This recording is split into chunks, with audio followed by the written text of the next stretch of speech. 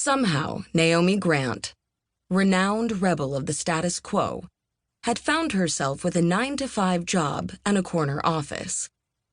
2 years in, shameless, once little more than a defiant idea to revolutionize and democratize sex education, now brought in enough paid subscribers to fund an official headquarters in West Hollywood, in addition to studio space in Burbank. Despite her best efforts to resist routine, Naomi could now reliably be found at an established location on weekdays. What was worse, when her company responsibilities had naturally evolved from taking her clothes off to organizing vendors and spearheading meetings, she'd had to surrender large swaths of her strategically vampy wardrobe in favor of slightly more boardroom-friendly workwear. Naomi's one consolation was that most of her new blazers had spikes on the shoulders. No one was getting chummy on her watch. A few days after the teaching conference, Naomi's co-founder and unlikely best friend, Clara, entered her office presenting a tiny loaf of bread. "It's banana," she informed Naomi the way one might try to entice a particularly grumpy bulldog to swallow a pill. "Your favorite." Uh-oh.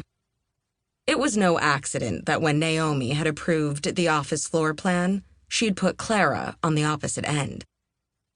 Not to be dramatic, but if Naomi could carve out the hard-won affection Clara had engendered in her with a steak knife, she'd consider it. "Oh, come on," her visitor deflated. "Don't uh-oh like you hate presents. I happen to have extra bananas." Clara bent in front of the bar cart Naomi had purchased to remind herself she used to be fun and opened a drawer to reveal cutlery and tea plates that Naomi definitely didn't recognize. "Did you hide flatware in my office when I wasn't looking?" Naomi had never imagined herself in a permanent partnership of any kind. This invasion of her space really was a step too far. "Relax." Clara ignored her friend's indignation. "We spend so much time here, I thought we'd have occasion to break bread eventually.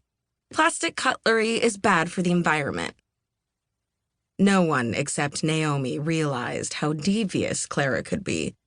Even her fiancé probably didn't fully comprehend how much planning and strategy hid behind those big eyes. There was a reason they worked so well as co-CEOs.